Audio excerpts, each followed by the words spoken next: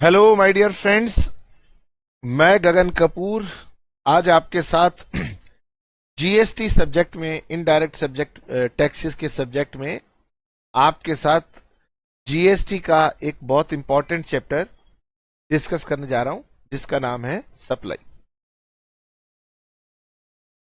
तो आज हम सप्लाई चैप्टर की बात करेंगे। हम इसे जीएसटी का टैक्सेबल इवेंट बुलाते हैं कि कौन सा ऐसा इवेंट है जिसके होने पर हमारी जो जीएसटी में टैक्सेबिलिटी आ रही है, तो वो हमारी आ रही है सप्लाई की वजह से। सप्लाई जो है ये हमारे पास सेक्शन 7 ऑफ सीजीएसटी एक्ट में डिफाइंड है। तो हमारे पास तो सर और भी एक्ट है, आईजीएसटी एक्ट भी है। तो आईजीएसटी एक्ट कहता है कि गगन, मैंने सेक्शन 20 में जाके लिखा हुआ है कि बाकी सारे बचे हुए प्रोविजंस जो है ना सीजीएसटी एक्ट वाले, अकॉर्डिंगली चेंज करके अप्लाई कर देना। तो चाहे आईजीएसटी एक्ट कह रहा हो, सीजीएसटी एक्ट कह रहा हो, उन दोनों की बातें सीजीएसटी एक्ट सेक्शन 7 में ही हमें पढ़नी है सप्लाई की। ये सेक्शन 7 सप्लाई क्योंकि गवर्नमेंट को इस पे टैक्स मिलना है, तो उन्होंने सप्लाई को बहुत गहराई से लिखा हुआ है। तो सेक्शन 7(1) है और सेक्शन 7(1)(a) भी है, सेक्शन 7(2) भी है और सेक्शन 7(3) भी है। जिसमें सेक्शन 7(1) ये बताता है कि सप्लाई में क्या इंक्लूड करना है, और इसके लिए वो 3-4 क्लॉजेस की बात करता है, जिसमें से सबसे मेन क्लॉज पर मैं पहले बात करूंगा, सेक्शन 7(1) क्लॉज नंबर ए की। क्या रहता है कि आप लोग स्क्रीन के सामने बैठे हुए होते हो और इधर उधर अपना ध्यान भटकाते हो, फिर आपको बात समझ में नहीं आती। अच्छी तरह से समझ लो, अगर कंसेंट्रेशन नहीं रखी तो एग्जामिनर जब आपसे क्वेश्चन पूछेगा केस लॉ बना करके कि बताइए ये सप्लाई है या नहीं है, तो आपको दिक्कत होगी। इसलिए कंसेंट्रेशन के साथ मेरी बातों को आपने समझना है, एक एक पॉइंट को आपने समझना है, ताकि वो केस लॉस बेस्ड या specific case studies based question आपको समझ आ पाए। ठीक है? हाँ सर, इतना डराते क्यों, बताओ ना सप्लाई क्या होती है। तो जीएसटी कहता है सप्लाई सेक्शन 7(1) में इंक्लूड करती है all forms of supply. Supply includes all forms of supply. तो लॉ कहना चाहता है गगन, देखो बड़ी दिक्कत हो रही है, हमें बड़ी घबराहट हो रही है सप्लाई को डिफाइन करने में। इसलिए उसने कहा कि गगन, सप्लाई का मतलब बच्चों को बता दो, हम कुछ एग्जाम्पल दे रहे हैं कि अगर ये सब चीजें हैं तो ये सप्लाई का ही रूप मानी जाएंगी। हमने कहा अच्छा क्या, ये कौन सी फॉर्म है? उन्होंने कहा सच एज, नीचे पढ़ लो। उन्होंने कहा कि अगर कोई सेल करता है, कोई ट्रांसफर करता है, कोई बार्टर करता है, कोई एक्सचेंज करता है, या कोई लाइसेंस पे देता है, रेंट पे देता है, लीज पे देता है, या डिस्पोज ही कर देता है, ये सब रूप हैं सप्लाई के। अगर ये सब रूप प्रेजेंट हैं इन रिस्पेक्ट ऑफ गुड्स और इन रिस्पेक्ट ऑफ सर्विस, ये सब गतिविधियां, ये सब रूप अगर गुड्स और सर्विस के संदर्भ में किए गए हैं, मेड और एग्रीड टू बी मेड, या किए जाने हैं,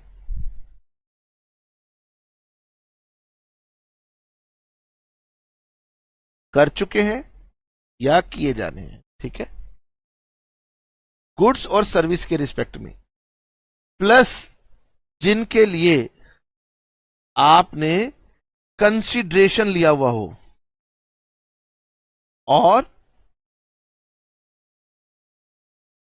और ये एक पर्सन अपने इन द कोर्स और फर्दरेंस ऑफ बिजनेस में कर रहा हो।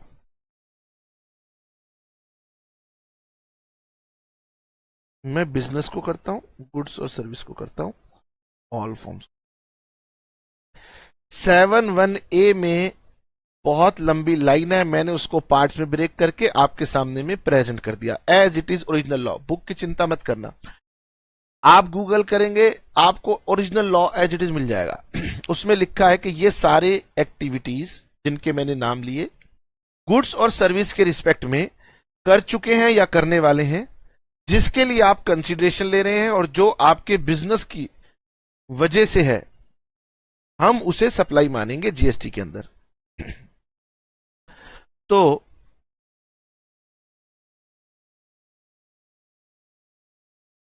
आपने केवल समझना है, अभी लिखने की जरूरत नहीं। 7(1)(a) कहता है गगन ये बताओ, ये जो फॉर्म्स मैंने बताई हैं, टोटल 8 एग्जाम्पल दिए हैं, अगर वो किए जा रहे हैं इन रिस्पेक्ट ऑफ गुड्स और इन रिस्पेक्ट ऑफ सर्विसेज, अगर वो किए जा रहे हैं कंसीडरेशन ले करके, और अगर वो बिजनेस है, आपकी बिजनेस एक्टिविटी है, तो वो सप्लाई है। और अगर इनमें से कोई भी आइटम मिसिंग हो जाए, एक भी आइटम मिसिंग हो जाए, तो फिर वो सप्लाई नहीं है। अब आपसे वो क्वेश्चन पूछेंगे कि बताइए ये स्पेसिफिक सिचुएशन है, तो क्या ये सप्लाई है या सप्लाई नहीं है। तो अभी तक जो आपने पढ़ा है उसके अकॉर्डिंगली अपनी नॉलेज लगा लेना।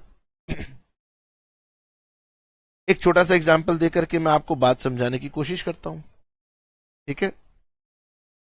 ये है मिसिज नंदिता कपूर, ठीक है, और ये हैं हमारे कपूर ज्वेलर्स।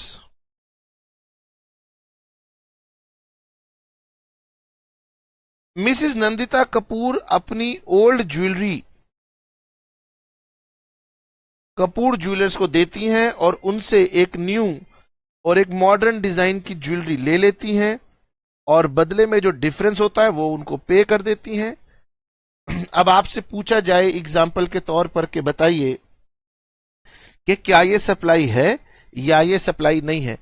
तो पर्सन तो मिसिज नंदिता कपूर भी पर्सन है, और जो बिजनेस होता है वो भी पर्सन होता है, तो आपको दोनों पॉइंट में देखने पड़ेंगे। अब नाम कपूर कपूर होने से मत समझ लेना कि दोनों के दोनों एक ही हैं, अलग अलग हैं। हमसे पूछा गया बताइए कि सप्लाई है या नहीं है, तो हमने कहा चलिए ठीक है, हम उसके लिए 4 बातें देखने की कोशिश करेंगे। क्या जो हमने ऑल फॉर्म्स बताए थे फॉर्म्स ऑफ सप्लाई, क्या वो हैं, क्या गुड्स या सर्विस कुछ है, क्या कंसीडरेशन है, और क्या बिजनेस की वजह से है। ये 4 बातें हमने देखनी है। अगर हैं तो सप्लाई है। तो क्या मिसिज नंदिता कपूर ने कोई सप्लाई की है। तो मिसिज नंदिता कपूर ने अपनी ओल्ड ज्वेलरी एक्सचेंज करा के न्यू ज्वेलरी ली है, तो एक्सचेंज होने की वजह से ऑल फॉर्म्स ऑफ सप्लाई जो बताए गए थे वो प्रेजेंट है, और ज्वेलरी सामान है तो वो गुड्स है, और क्योंकि उन्होंने उसकी वैल्यू नए में एडजस्ट कराई है तो उन्हें कंसीडरेशन मिला है, लेकिन वो उनका बिजनेस एक्टिविटी नहीं है, वो उनकी पर्सनल एक्टिविटी है। तो ये उनकी एक पर्सनल एक्टिविटी है, यानी कि जो बिजनेस वाला एलिमेंट है वो मिसिंग है।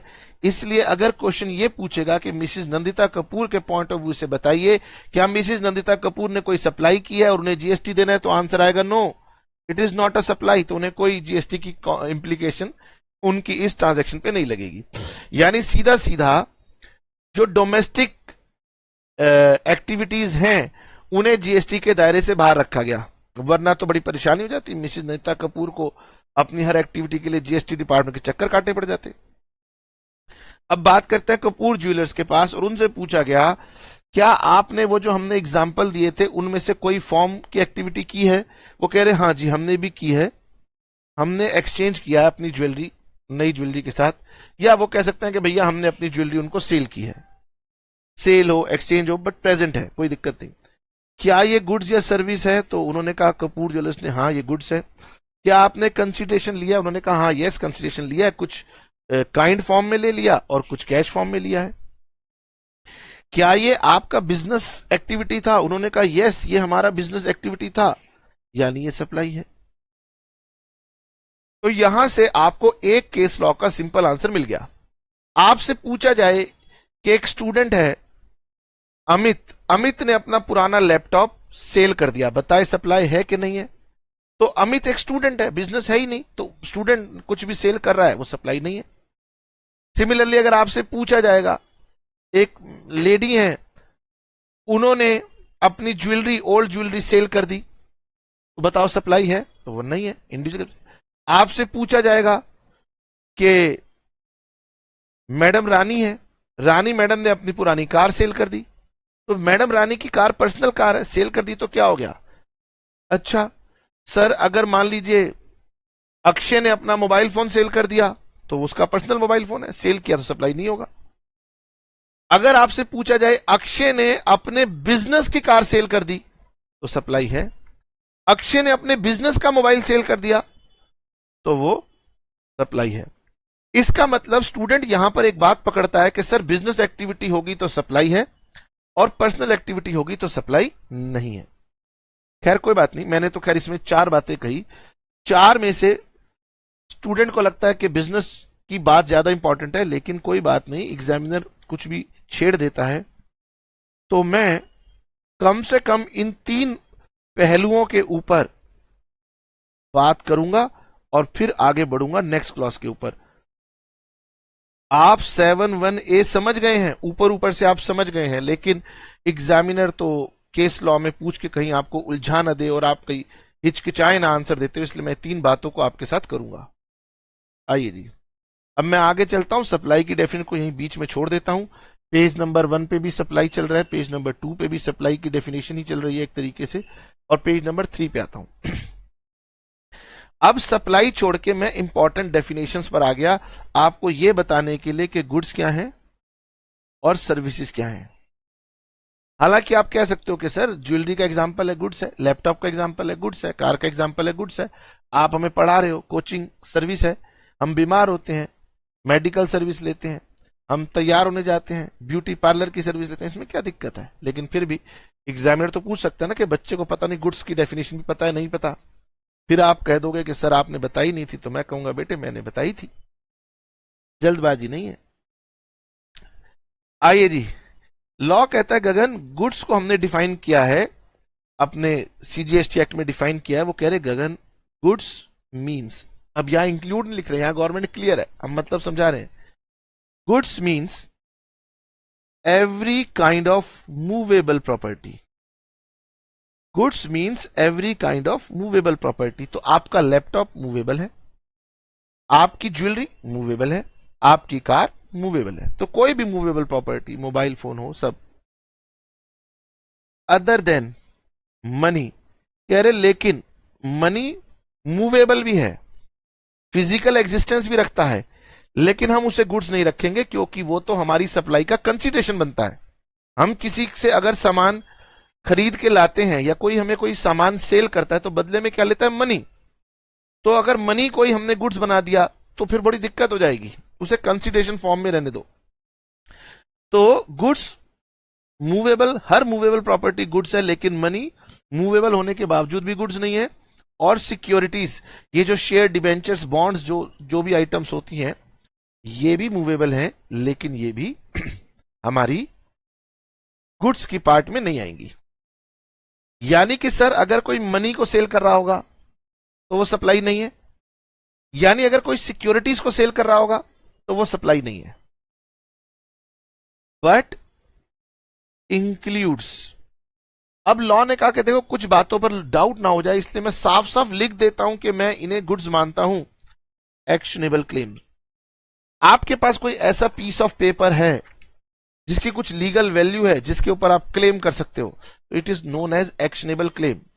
कई सारे एक्शनेबल क्लेम्स के एग्जाम्पल आएंगे। गवर्नमेंट कह रही है कि जो एक्शनेबल क्लेम्स हैं, जो आपके कागज हैं जिन पर आप क्लेम कर सकते हैं लीगली, उन्हें भी हम गुड्स मानेंगे। ठीक है, इसके बारे में हम फिर और चर्चा करेंगे, एक्शनेबल क्लेम्स के बारे में। फिर लॉ कहता है goods means growing crop. Growing crop का मतलब है कि आपकी जो फसल अभी तैयार हो रही है, ग्रो कर रही है, तो ग्रोइंग क्रॉप जमीन के साथ जुड़ी हुई है, मूवेबल नहीं है। जबकि ऊपर लिखा था goods means every kind of movable property. तो ग्रोइंग क्रॉप को समझते हुए 2 मिनट पेशेंस रखना। आप कहोगे ग्रोइंग क्रॉप, सर फसल तो इमूवेबल है, ग्रास जमीन से जुड़ी हुई है, इमूवेबल है। थिंग्स अटैच्ड टू और forming part of the land, जमीन से जुड़े हुए कोई भी स्ट्रक्चर हैं, which are agreed to be severed, जिन्हें तय किया गया है, अलग किया जाएगा जमीन से, बिफोर सप्लाई और under a contract of supply. तो पहले लॉ ने कहा गगन मूवेबल आइटम तो गुड्स होती हैं, लेकिन कुछ इमूवेबल के एग्जांपल दे रहा हूं, ग्रोइंग क्रॉप, ग्रास और थिंग्स अटैच टू लैंड, ये इमूवेबल हैं। लेकिन अगर कॉन्ट्रैक्ट में कहा गया है कि इन्हें हम काटेंगे, अलग करेंगे, फिर बेचेंगे, तो फिर ये क्या होगी, ये भी गुड्स की डेफिनेशन में आ जाएगी। ओके यानी कि लॉ ये कहना चाहता है गगन पेड़ बहुत बहुत महंगे बिकते हैं, अगर कोई लगा हुआ पेड़ एज इट इज सेल कर दे तो इमूवेबल है, लेकिन अगर कोई कहे कि मैं इस पेड़ को काटूंगा और बेचूंगा, तो भाई उसने पेड़ को काटा है, लकड़ी को बेचा है, तो वो कल को दिखाएगा मैंने पेड़ को बेचा है। तो लॉ कहता है नहीं भाई नहीं, हम इसमें क्लियर कर देते हैं, जो आइटम जमीन से जुड़ी हुई हैं, अगर आप उन्हें काट करके बेचने वाले हैं तो काटते ही वो मूवेबल बन गई। आप ये मत कहना मैंने पेड़ बेचा था। तो कई जगहों पर ऐसा लिटिगेशन आ सकता है। फिर लॉ कहता है गगन एक्शनेबल क्लेम्स में कई तरह की चीजें आती हैं, बैटिंग आती है, कैसीनो आता है, गैम्बलिंग आता है, हॉर्स रेसिंग आता है, लॉटरी आता है, ऑनलाइन गेमिंग आता है। ओके, तो गुड्स में क्या कवर हुआ, मूवेबल आइटम्स। गुड्स में क्या नहीं कवर हुआ, मनी एंड सिक्योरिटीज। अब आइए सर्विस की डेफिनेशन पढ़ते हैं। Service means anything other than goods. अब यहां पर मैं फोकस करवाता हूं आपका। लॉ कह रहा है services means anything other than goods. Goods कह रहा था केवल मूवेबल प्रॉपर्टी, इसका मतलब इमूवेबल प्रॉपर्टी जीएसटी में गुड्स नहीं है, और जो चीज गुड्स नहीं है उसे इन्होंने क्या कह दिया, सर्विस। इसका मतलब कोई भी इमूवेबल प्रॉपर्टी वो भी गुड्स बन गई, नहीं सॉरी सर्विस बन गई, है ना। थोड़ी सी हार्शनेस है यहां पर गवर्नमेंट की।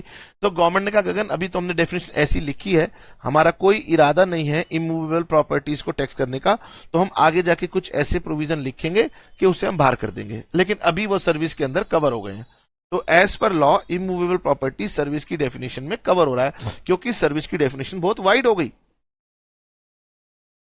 फिर सर्विस ने भी कहा कि मेरे से भी आप मनी और सिक्योरिटीज को बाहर कर दीजिए, but includes activities relating to use of money. वो कह रहे गगन देखो मनी ना तो गुड्स है और मनी ना तो सर्विस है, हम मनी को गुड्स या सर्विस नहीं कह रहे, लेकिन मनी के यूज या मनी की एक्टिविटीज का जो काम होगा उसे हम सर्विस की डेफिनेशन में इंक्लूड कराएंगे। इसको मैं क्लैरिफाई करूंगा क्योंकि इस पर आपको एग्जाम में क्वेश्चन पूछा जा सकता है। फिर लॉ कहता है गगन services includes activities relating to use of money और इट्स कन्वर्जन बाय कैश और by any other mode from one form currency denomination to another form currency denomination. कहता है मनी को अगर आप किसी दूसरी फॉर्म में कन्वर्ट कराते हैं तो वो सर्विस का पार्ट है, अगर for which a separate consideration is charge. आप बैंक के पास गए, आपने बैंक से कहा कि जी मुझे ये 2000 रुपीज जो हैं ये बंद हो गए हैं, ये लीजिए, और मुझे इसकी जगह आप 100 रुपए के नोट दे दीजिए या 500 के नोट दे दीजिए, कुछ भी दे दीजिए, इसकी करेंसी को चेंज कर दीजिए।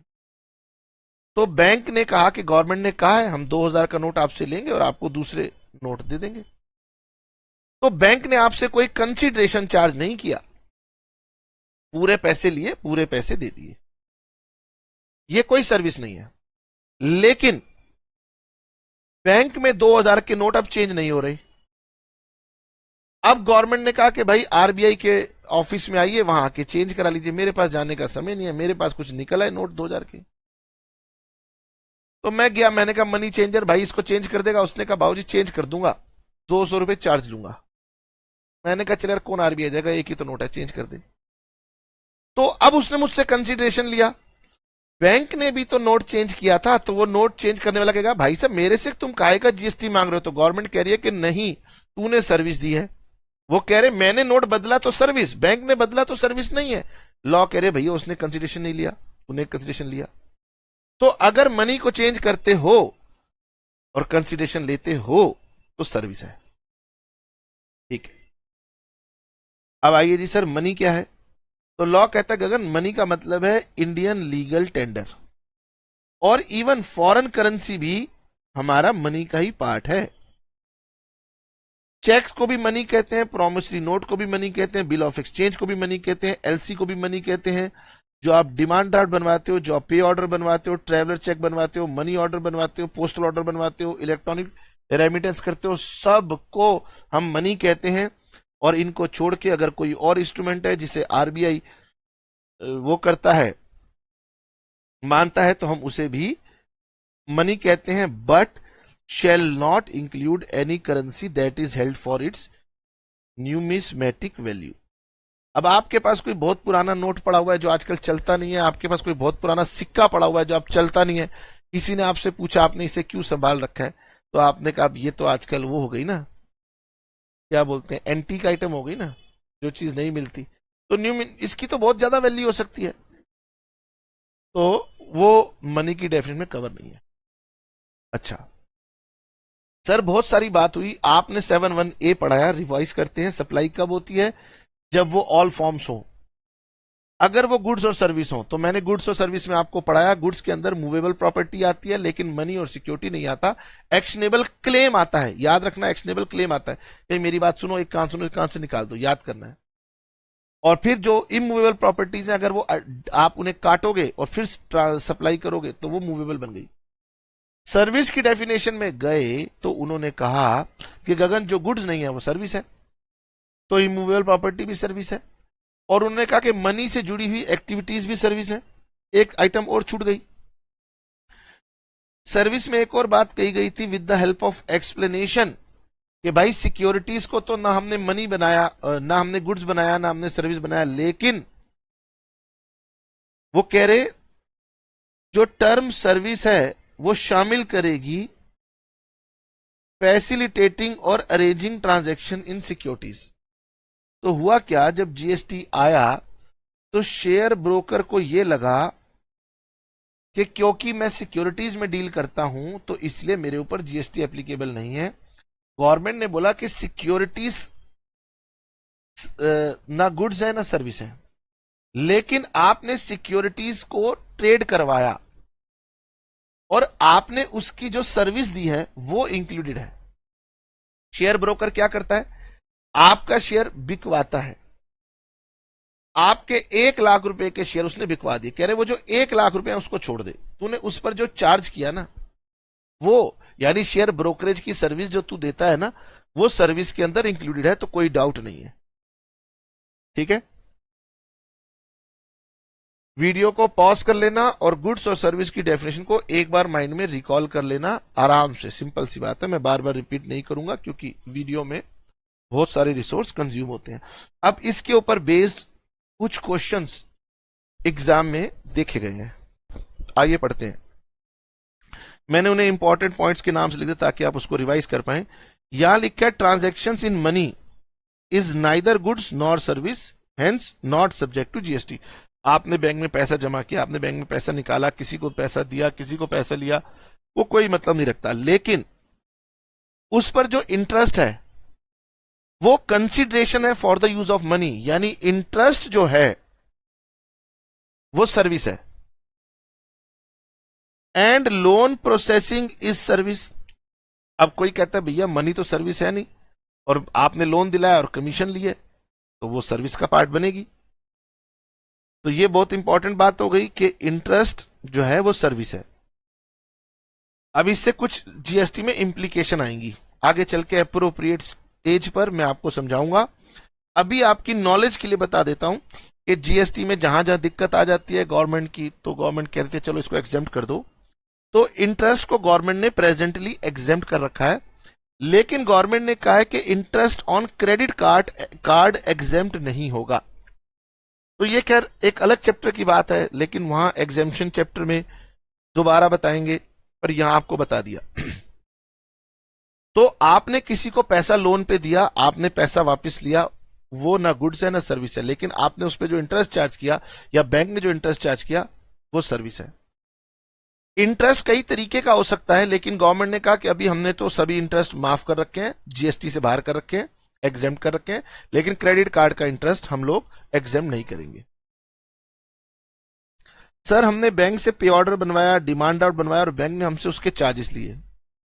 हम बैंक में गए, हमने फॉरेन करेंसी एक्सचेंज करवाया, उन्होंने हमसे कन्वर्जन के चार्जेस लिए। तो एक्सप्लेनेशन लिखी हुई थी सर्विस की, जहां कहा गया था कि जो आप मनी का यूज करते हो ना, उसकी जो भी आप सर्विस दोगे वो सर्विस में आएगी, तो ये जीएसटी लगेगा। यानी अगर मैं करेंसी को एक्सचेंज करा रहा हूं तो जीएसटी लग रहा है, पर बैंक आपस में करेंसी चेंज करें या जो वो बड़े बड़े मनी चेंजर्स होते हैं वो बैंक के साथ या आपस में जब चेंज करते हैं तो उन्हें गवर्नमेंट ने एग्जेम्पशन दे रखी है। तो यहां लिखा है कि यहां पे एक एग्जेम्पशन है जीएसटी की on service for money changing, लेकिन वो मेरे लिए नहीं है, वो बैंक और ऑथोराइज डीलर्स की अगर आपस की ट्रांजैक्शन हो रही है उनको गवर्नमेंट ने एग्जेम्प्ट कर दिया, जिसकी वजह से कुछ दिक्कतें आ रही थी। मनी के रिस्पेक्ट में मैंने आपको बता दिया कि पैसा लेन देन सर्विस नहीं है, लेकिन इंटरेस्ट सर्विस है। बैंक पे ऑर्डर चार्जेस जो बनाए गए वो सर्विस है, उसके ऊपर वो क्वेश्चन आपसे एग्जाम में पूछ सकते हैं। सिक्योरिटीज ना तो गुड्स हैं और ना ही सर्विस है, लेकिन securities are neither goods nor service, therefore their sale and purchase is not liable to GST. यानी अगर कोई व्यक्ति अपने शेयर बेचता है 1 लाख रुपए के, तो उसकी 1 लाख की वैल्यू पर जीएसटी नहीं लगता। लेकिन services of facilitating and arranging securities, अगर सिक्योरिटी खरीदने बेचने में आपने किसी ब्रोकर की सर्विस ली है, तो वो जो उसकी सर्विस है वो उसकी कमीशन के ऊपर जीएसटी लगेगा। अब आपसे पूछा जाता है कि बताइए लैंडिंग ऑफ सिक्योरिटीज की सर्विस है, थोड़ा एडवांस लेवल का टॉपिक है। लैंडिंग ऑफ सिक्योरिटीज का मतलब होता है कि अगर आपने शेयर मार्केट में कोई डीलिंग की थी और अभी डीलिंग आपके फेवर में नहीं चल रही है, तो कई बार इंसान ना लैंड कर लेता है। मान लो मैंने शेयर बेचे थे, मैंने कहा था हाँ शाम में मेरे से रिलायंस के 1000 शेयर ले लियो। अब रिलायंस के शेयर मुझे उसको देने हैं और शेयर का प्राइस तो बढ़ गया, मेरे पास शेयर थे नहीं, क्या करूं? बाजार से खरीदूं, घाटा करूं और दे दूं। सुबह रिलायंस का शेयर 10,000 का था, शाम तक होते होते वो 11,000 का हो गया। मैंने किसी से कहा था कि भाई मैं तेरे को दूंगा 10,000 में शेयर, मुझे तो घाटा हो गया। तो मैंने अपने दोस्त से बोला, मैंने कहा तेरे पास पड़े हैं रिलायंस के 1000 शेयर? कहता है हाँ पड़े हैं। मैंने कहा थोड़ा उधार दे दे 2 महीने के लिए। कह रहे ले ले। मान लो वैसे शेयर मार्केट में होता है, ले सकते हो, पैसा लगता है हर बात का। मैंने कहा दे दे यार, मार्केट महीने 2 महीने में कोई भी बुरी घटना आएगी, टूटेगी, 10,000 से नीचे जाएगा तो मैं सेटलमेंट करा लूंगा। तो मैंने लैंडिंग की, तो मैंने किसी से सिक्योरिटीज की लैंडिंग की, बोरो किया, लैंडिंग की, शेयर मार्केट के थ्रू होता है। पूरी कहानी पर मैं अभी नहीं जाऊंगा। तो लॉ ये कह रहा है कि लैंडिंग ऑफ सिक्योरिटीज जो लोग करते हैं वो उसकी सेल परचेज कोई सर्विस नहीं है।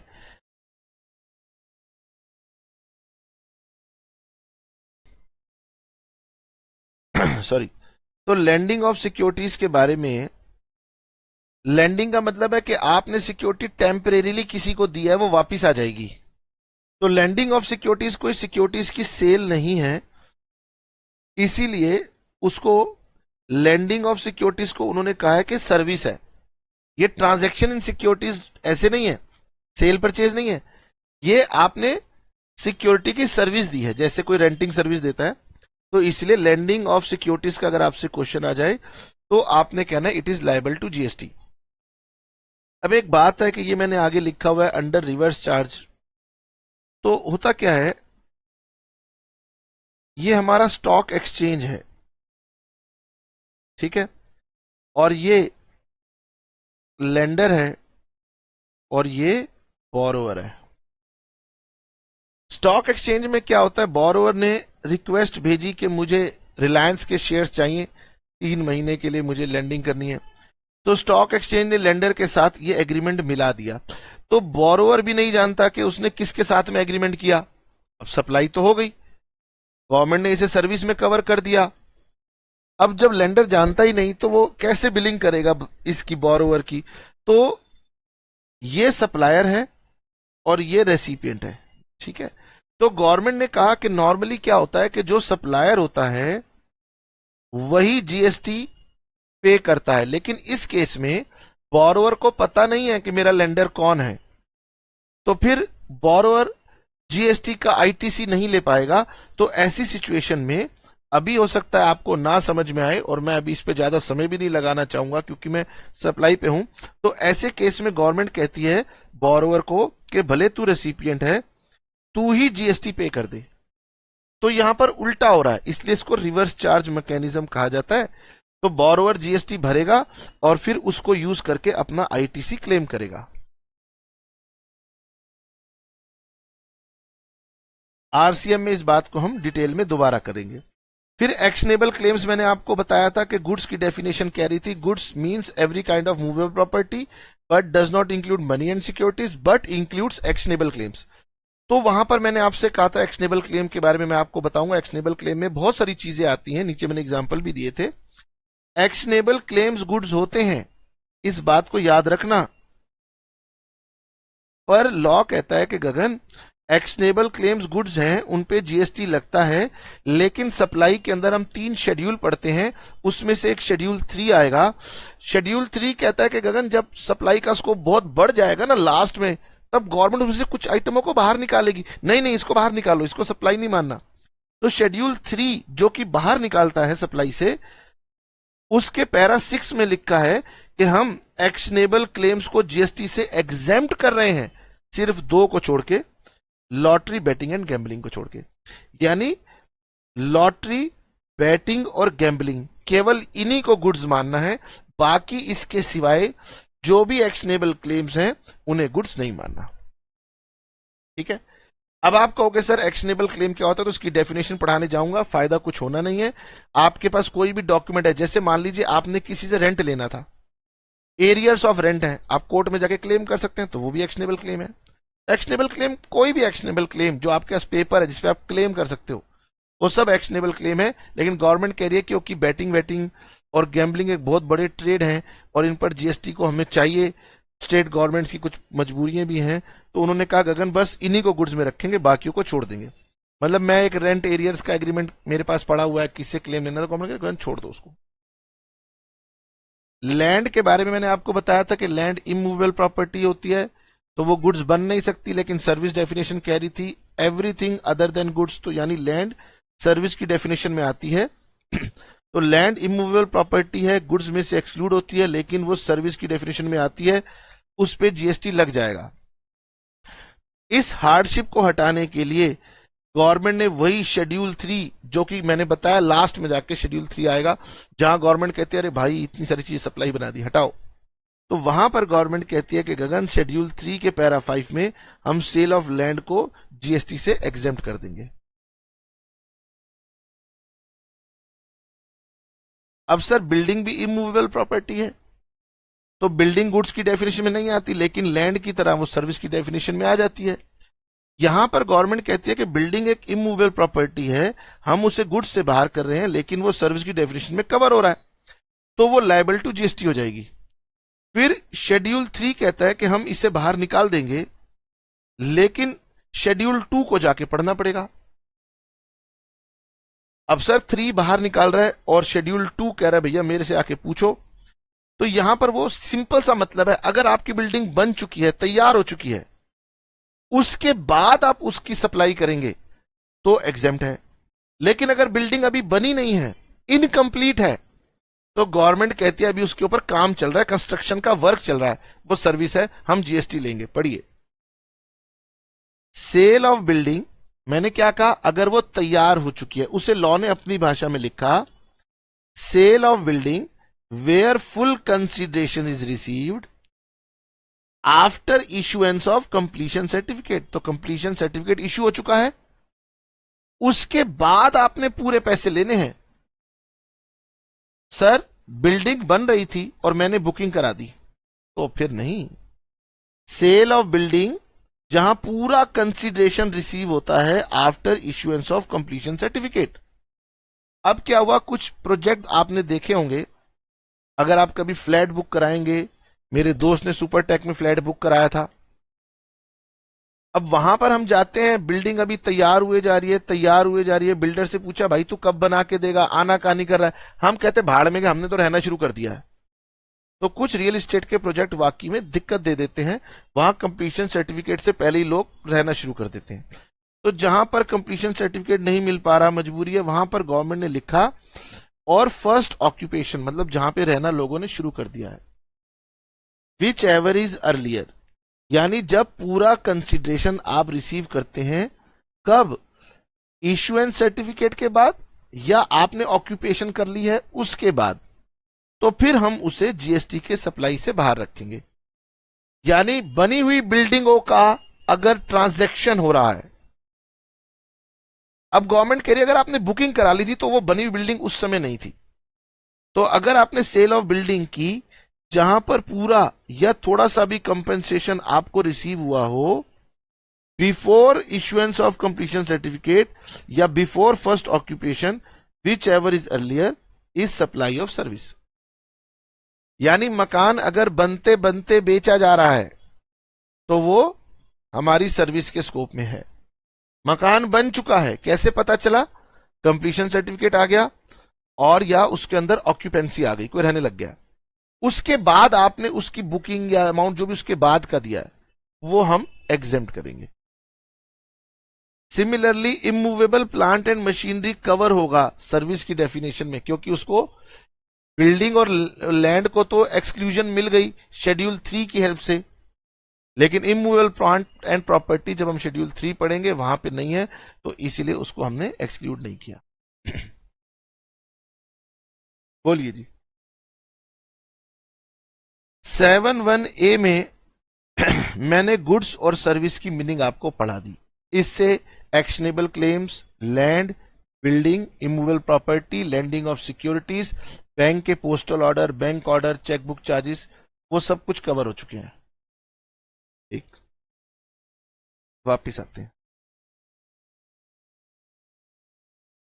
7(1)(a) कह रहा था गगन, अगर इनमें से कोई भी एक्टिविटी गुड्स और सर्विस के रिस्पेक्ट में आप कर चुके हो या करने के लिए अभी आपने डिसाइड किया है, जिसके लिए कंसीडरेशन लिया हो और जो in the course of business हो, उसे हम सप्लाई मानेंगे। ठीक है, अब मैं आपके साथ दूसरी डेफिनेशन पे चलता हूं और ये मेरे लिए बहुत इंपॉर्टेंट डेफिनेशन है। मैं इसे अभी थोड़ा डिस्कस करूंगा और जब आपकी नॉलेज सीमेंटेड हो जाएगी, पक्की हो जाएगी, तो आपको बताऊंगा कि कई सारे केसेस क्लैरिफिकेशन इसी बात से जुड़े हुए हैं। कंसीडरेशन आपने बिजनेस लॉ में भी पढ़ा था, उसे हम वहां पर सरल लैंग्वेज में कहते थे something in return. Technical language पढ़ेंगे तो वहां पर कंसीडरेशन की बेहद खूबसूरत डेफिनेशन है। यहां पर भी आप लॉ पढ़ रहे हो तो जीएसटी ने यहां पर अपनी कंसीडरेशन की डेफिनेशन लिखी है। उन्होंने कहा गगन, कंसीडरेशन का मतलब है एनी पेमेंट मेड,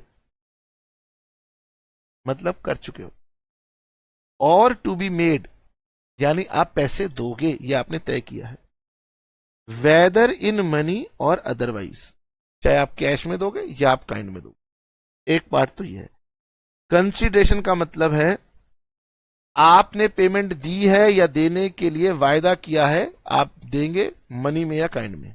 ये तो बहुत सिंपल पार्ट है। इसका दूसरा पार्ट बड़ा टेक्निकल है, वो कहता है money value of any act और फॉर बियरेंस। अब एक व्यक्ति मुझे कहता है गगन तुम मेरे बच्चे को पढ़ा दो। मैंने कहा ठीक है पढ़ा दूंगा। वो कहता है बदले में मैं तुम्हारे बच्चे का जो डेंटिस्ट का जो मेरी सर्विस है उसके लिए मैं चार्ज नहीं करूंगा। तो उसने मेरे लिए कोई एक्ट किया है, ठीक है, होता है ना कई बार, मैं आपके लिए ये काम कर देता हूं, तुम मेरे लिए ये वाला काम कर दो, तो इंसान कहेगा कंसिडरेशन तो था नहीं। तो लॉ ने कहा कि अगर आपके उसके बदले में उसने कोई एक्ट किया है तो वो कंसिडरेशन माना जाएगा। तो ये बहुत सिंपल बात है, money value of any act.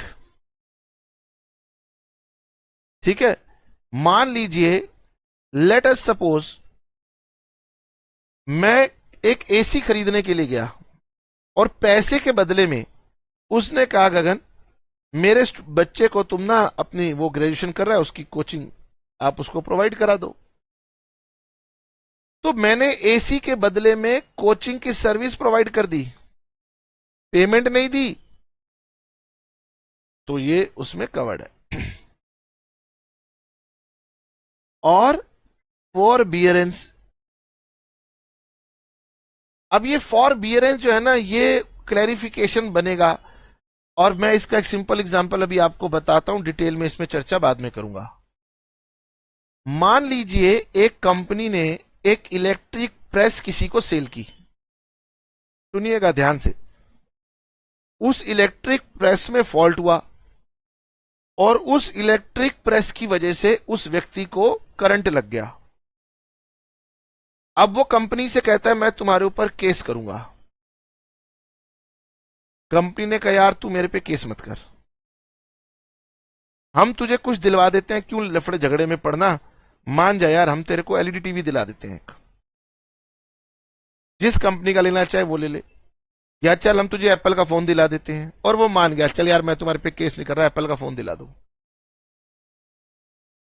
अब क्या हुआ, अब ये उसने ये जो माना कि मैं तुम्हें स्यू नहीं करूंगा, लॉ कहता है कि it is a valid consideration,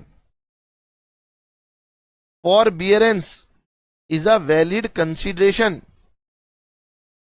ठीक है, और इसके बारे में अभी ज्यादा इमोशनल मत होना, बाद में मैं इसके बारे में कुछ क्लैरिफिकेशन की हेल्प से दोबारा क्लैरिटी करवाने की कोशिश करूंगा। तो कंसीडरेशन का मतलब हो गया कोई पेमेंट मिली हो कैश में या अदरवाइज, या कोई एक्ट किया गया तो उसकी मॉनेटरी वैल्यू, अगर कोई फॉरबियरेंस कुछ ना करने की जो मॉनेटरी वैल्यू है वो भी वैलिड कंसीडरेशन है, लेकिन ये in respect of supply of goods और सप्लाई ऑफ सर्विस के रिस्पेक्ट में होना चाहिए। फिर कंसीडरेशन किसी भी व्यक्ति से मिले, जरूरी नहीं होता कि रेसिपिएंट से ही मिले। मैं पढ़ाता हूं तो मैं सप्लायर ऑफ कोचिंग सर्विस हूं, स्टूडेंट पढ़ता है वो रेसिपिएंट ऑफ सर्विस है, लेकिन उसके पैसे उसके पेरेंट्स देते हैं, तो इट इज वैलिड, कोई दिक्कत नहीं है। यहां लिखा है consideration shall not include any subsidy given by central government और स्टेट गवर्नमेंट। इसको समझते हैं, गवर्नमेंट कहती है सप्लायर को कि तूने कंज्यूमर को एक सिलेंडर, गैस का सिलेंडर देना है, वो कहता है गैस का सिलेंडर है 1000 का, गवर्नमेंट कहती है कि हम तुझे इसके लिए 400 रुपए सब्सिडी देंगे, माइनस करो 600 रुपए। अब जब वो ये गैस कंपनी जीएसटी भरेगी तो ये बताएगी कि मैंने सिलेंडर जो दिया उसके बदले में मैंने कंसीडरेशन 600 रुपए लिया, उसके ऊपर जो भी जीएसटी का रेट है उस पर वो जीएसटी पे करेगी। लेकिन सर मान लीजिए ये गवर्नमेंट नहीं देती, ये मान लो रिलायंस के मन में आया, रिलायंस के मन में क्या आएगा, टाटा के मन में आ गया, क्योंकि टाटा को माना जाता है, टाटा के मन में आ गया, कंपनी के मन में आ गया कि भाई हम 400 रुपए की सब्सिडी सिलेंडर की देंगे, तो वो गवर्नमेंट नहीं है। उस केस में ये कंसीडरेशन का पार्ट बनेगा, 600 रुपए कंज्यूमर से लिए गए और 400 रुपए टाटा कंपनी से लिए गए, तो कंसीडरेशन 1000 रुपए का माना जाएगा। तो गवर्नमेंट कह रही है अगर हम सब्सिडी दे रहे हैं, चीजों को सस्ता कर रहे हैं, तो कंसीडरेशन को कम कर दो, क्योंकि उसके ऊपर फिर जीएसटी भी कम लगेगा। तो यहां पर गवर्नमेंट थोड़ा सा पब्लिक इंटरेस्ट के कारण ऐसा कह रही है कि अगर किसी भी चीज की सप्लाई पे हम सब्सिडी दे रहे हैं, मान लो गवर्नमेंट इलेक्ट्रिसिटी में सब्सिडी दे रही है, गैस सिलेंडर में सब्सिडी दे रही है, किसी और चीज में सब्सिडी दे रही है, तो गवर्नमेंट कह रही है उसे प्लीज कंसीडरेशन का पार्ट ना माना जाए। अच्छा जी, फिर क्या होता है, कई बार ना हम एक सिक्योरिटी डिपॉजिट ले लेते हैं, तो जो डिपॉजिट हमने लिया वो रिफंडेबल है, वो कंसिडरेशन नहीं माना जाएगा। लेकिन अगर सप्लायर उस डिपॉजिट को यूज कर लेता है, अप्लाई कर देता है, तो फिर उसे हम कंसिडरेशन का पार्ट मानेंगे। ठीक है। अब आप कहोगे सर इसमें क्या याद रखना है, क्या नहीं याद रखना। अरे भाई, इसमें छोटी सी बात याद रखनी है। पहले तो गवर्नमेंट की सब्सिडी को कंसेशन का पार्ट नहीं मानना, और अगर कोई कोई कुछ ना भी कर रहा हो तो भी उसे कंसेशन का पार्ट माना जा सकता है। और इसको मैं एग्जाम्पल के तौर पे कराऊंगा, यहां टाइम लगाऊंगा, तो आप कहोगे कि सर मुझे समझ में नहीं आया। ठीक है, तो मैं आपको पहले कंसेशन कुछ बेसिक एग्जाम्पल बताने की कोशिश करता हूं। ठीक, सुनिए।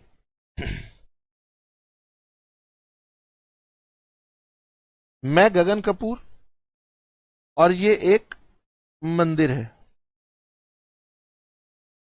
मेरे मन में आया, मैंने मंदिर को एक वाटर कूलर डोनेट किया।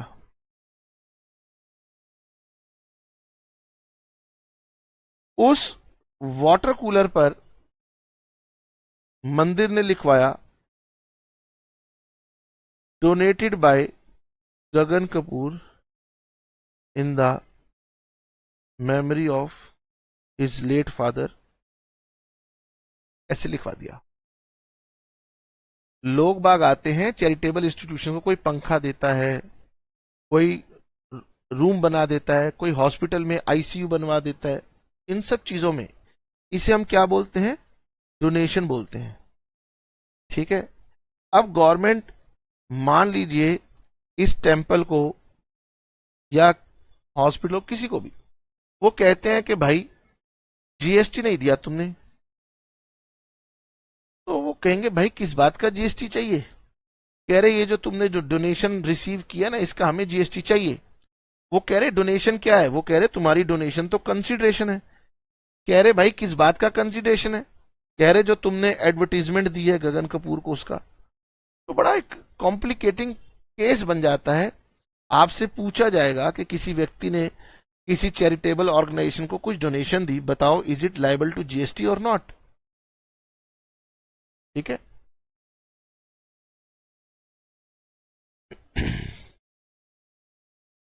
Donation received by charitable institutions from individual donors. पहली बात तो डोनर कौन था, गगन कपूर, इंडिविजुअल। ठीक है। विदाउट क्विड प्रोक्यो, भाई मुझे बदले में कुछ नहीं चाहिए, विदाउट क्विड प्रोक्यो। क्विड प्रोक्यो का मतलब होता है समथिंग इन रिटर्न। मैंने चैरिटेबल ऑर्गेनाइजेशन को वाटर कूलर दिया, बताओ मुझे बदले में क्या चाहिए, मुझे कुछ नहीं चाहिए। तो चैरिटेबल संस्था ने मुझे क्या सर्विस दी, कुछ नहीं दी। यही बात मुझे साबित करनी है, यही बात चैरिटेबल ऑर्गेनाइजेशन को साबित करनी है कि हमने तो कोई सर्विस दी नहीं। लेकिन डिपार्टमेंट का अफसर जो होता है ना, बहुत बदमाश होता है। वो कहेगा तुमने सर्विस दी, वो कह रहे बताओ क्या सर्विस दी। वो कहेगा कि तुमने गगन कपूर की एडवर्टीजमेंट की। अरे भाई गगन कपूर, मैं एक इंडिविजुअल व्यक्ति हूं, मेरी क्या तुम एडवर्टीजमेंट करोगे। अगर यहां पर लिखा होता donated by Gagan Kapoor classes, तो ये बिजनेस हो जाता, तब आप कह सकते थे हमने बिजनेस की एडवर्टाइजमेंट की है। एक चैरिटेबल ऑर्गेनाइजेशन ने एडवर्टाइजमेंट की है और उसके बदले में उन्होंने कंसिडरेशन काइंड में लिया है। लेकिन जब तक इसके ऊपर लिखा है donated by Gagan Kapoor in the memory of XYZ, ये सब लिखा है नहीं लिखा है, तब तक इंडिविजुअल कैपेसिटी में एडवर्टीजमेंट जैसी कोई बात नहीं मानी जाएगी। ये काम परोपकार के लिए किया गया है, चैरिटी के लिए किया गया है। और यही बात यहां पर बताई गई है कि अगर डोनेशन रिसीव करता है चैरिटेबल इंस्टीट्यूशन किसी इंडिविजुअल डोनर से विदाउट क्विड प्रोक्यो, तो पर्पस इज फिलेंथ्रोपिक। फिलेंथ्रोपिक मतलब कोई कमर्शियल गेन की यहां पर भावना नहीं है। और इसलिए ये एडवर्टीजमेंट की सर्विस नहीं है, and then it does not amount to consideration and hence no supply. अगर क्वेश्चन पूछे कि क्या चैरिटेबल ऑर्गेनाइजेशन को कोई डोनेशन मिले in the form of kind, like water cooler, like AC, like fan, is it amount to supply, is it amount to consideration, तो आपने blindly no नहीं लिखना, आपने देखना है हु इज द डोनर। अगर डोनर इंडिविजुअल है then it is not a supply. अगर डोनर बिजनेस एंटिटी है और उस पर लिख दिया गया it is donated by this industries, that industries, तो इसे एडवर्टीजमेंट माना जाएगा और इसके ऊपर जीएसटी चार्ज होगा। ठीक है, याद रखेंगे, क्योंकि मैं समराइज नोट्स बना के दे रहा हूं तो आप लिख लेना, if it is for business purpose then it is liable to GST, it amounts to consideration. Example देखना चाहोगे मैं आपको दिखा भी सकता हूं, कोई ऐसी बात नहीं है, क्योंकि आपके मन में आ सकता है कि सर आंसर कैसे लिखना है। ये देखो, ये वाले नोट्स मैं आपको नहीं दे रहा हूं, क्योंकि लॉ में क्या होता है ना, कुछ बातें लॉ की हैं जो आपको याद रखनी है, बाकी आपकी अपनी एक्सप्रेशन है, आपने एक्सप्रेस करना है। Donation received by charitable organization without quid pro quo is not a supply. ठीक है, क्योंकि यहां पर पर्पस फिलैंथ्रोफी है तो ये नहीं है। और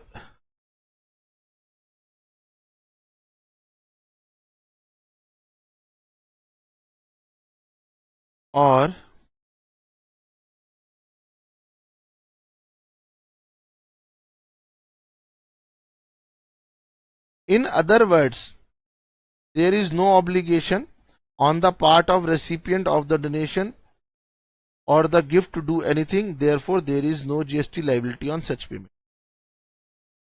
ठीक है, बट इसका नटशेल समझ लीजिए कि अगर उस ऑब्जेक्ट के ऊपर लिखा गया this is donated bye XYZ company, तो ये एडवर्टीजमेंट माना जाएगा, तब ये जीएसटी में टैक्सेबल हो जाएगा। सर एक बात बताइए, सेकंड केस क्वेश्चन आपसे पूछा जाएगा, एक आर्टिस्ट ने अपना आर्ट वर्क भेजा किसी गैलरी में एग्जीबिशन के लिए, तो it is not a supply.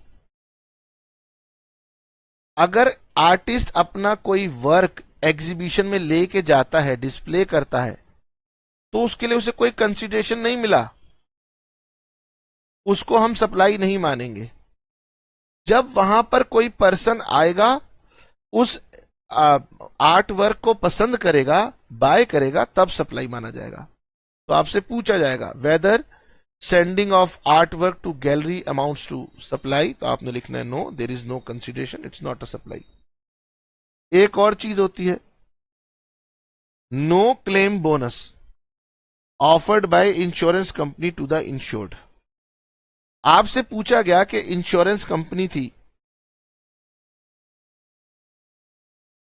आपसे पूछा गया ये गगन कपूर है, ये इंश्योरेंस कंपनी है, गगन कपूर ने इंश्योरेंस कंपनी से इंश्योरेंस की सर्विस ली, इंश्योरेंस के चार्जेस थे 10,000 और कंपनी ने कहा कि हम, क्योंकि आपने पिछले साल हमसे कोई क्लेम नहीं लिया, हम आपको नो क्लेम बोनस दे रहे हैं 4,000 रुपए और आप हमें 6,000 रुपए दे दीजिए। मैंने 6,000 रुपीज दे दिए। गवर्नमेंट कह रही है गगन ये जो नो क्लेम बोनस है whether it amounts to consideration. तो नो क्लेम बोनस क्या होता है? नो क्लेम बोनस होता है कि मैंने इंश्योरेंस कंपनी के ऊपर क्लेम नहीं ठोका, मैंने क्लेम उनसे नहीं मांगा। तो उन्होंने कहा गगन कंसिडरेशन की परिभाषा जब हम पढ़ते हैं तो वहां पर फॉर बियरेंस मतलब ना करना भी तो कंसिडरेशन था, क्योंकि गगन ने इंश्योरेंस क्लेम नहीं मांगा तो उसका ना मांगने की जो मॉनेटरी वैल्यू 4,000 रुपए है वो कंसिडरेशन है। अब आप कहेंगे इतनी गहराई में सर आप चले गए, तो इस तरह के क्वेश्चन एग्जामिनर आपसे पूछता है।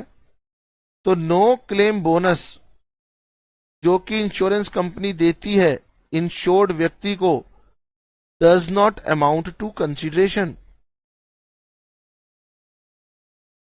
अब मैंने क्लेम नहीं किया, जीएसटी ऑफिसर कह रहा है कंसिडरेशन की परिभाषा पढ़ो।